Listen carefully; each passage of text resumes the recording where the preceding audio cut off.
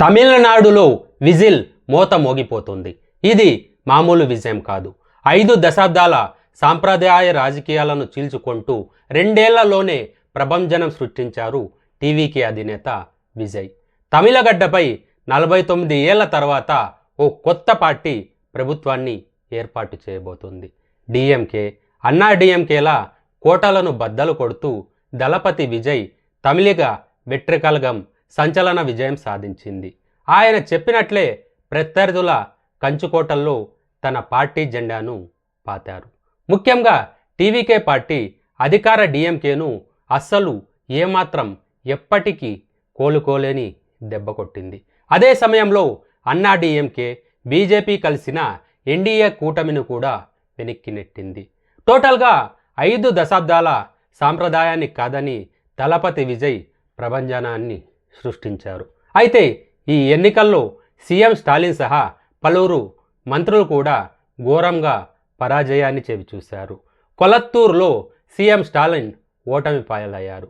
స్టాలిన్ పోటీ చేసిన కొలత్తూరులో TVK party అభ్యర్థి విఎస్ బాబు ఘన విజయం సాధించారు. స్టాలిన్పై 9,000 ఓట్ల మెజార్టీతో విఎస్ బాబు గెలిచారు. అంతకుముందు స్టాలిన్ కొలత్తూరులో 3 సార్లు వరుసగా గెలుపొందారు. ఉత్తర చెన్నైలోని అత్యంత కీలకమైన నియోజకవర్గం కొలత్తూరు. తమిళ వెట్రికలగం తరపున పోటీ చేసిన విఎస్ బాబు ప్రస్తుత ముఖ్యమంత్రి డిఎంకే అధ్యక్షుడు ఎంకే స్టాలిన్పై విజయం సాధించారు. ఈ గెలుపుతో ఆయన తమిళనాడు వ్యాప్తంగా ఒక్కసారిగా విశేష ఆదరణ పొందిన వ్యక్తిగా మారారు. విఎస్ బాబు డిఎంకే పార్టీలోనే తన రాజకీయ ప్రస్థానాన్ని ముందుగా ప్రారంభించారు.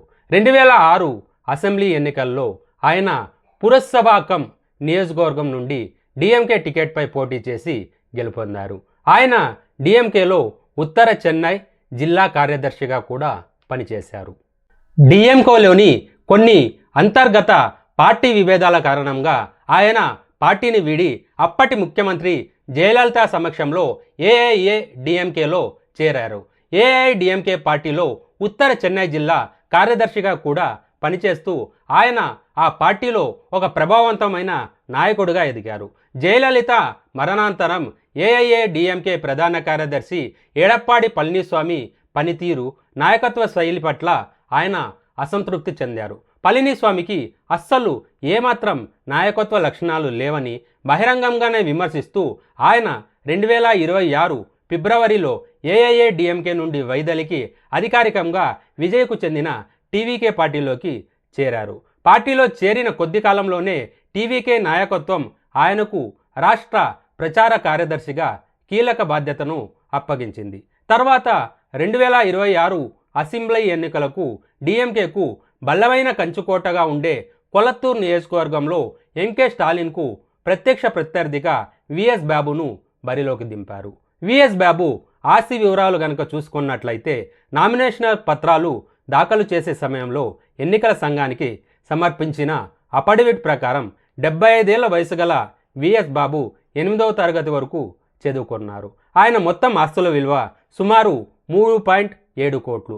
ఇందులో 37.1 లక్షల విలువైన చరాస్తులు, సుమారు 3.3 కోట్ల విలువైన స్థిరాస్తులు ఉన్నాయి. ఈ ఎన్నికల్లో విఎస్ బాబు ముఖ్యమంత్రి ఎంకే స్టాలిన్పై పోటీ చేసి స్వయంగా ప్రస్తుత ముఖ్యమంత్రినే ఓడించి ఘన విజయం సాధించాడు.